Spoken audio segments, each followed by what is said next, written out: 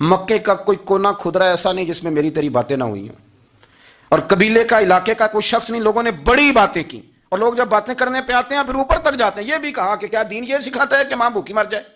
یہ بھی لوگوں نے کہا، میں نے ہر شے سنی، برداشت کی، اما اب تو میری بات کان کھول کے سن لے۔ ماں کہنے لگی وہ کیا؟ حضرت سعد کہنے لگے پیدا مجھے تو نے کیا ہے، 9 ماہ تیرے پیٹ میں رہا ہوں، روٹی تیرے ہاتھ سے کھائی ہے، تجھ سے زیادہ بہتر مجھے کوئی نہیں جانتا۔ ماں سن، تیری کتنی جانیں ہیں؟ اما کہنے لگی ایک۔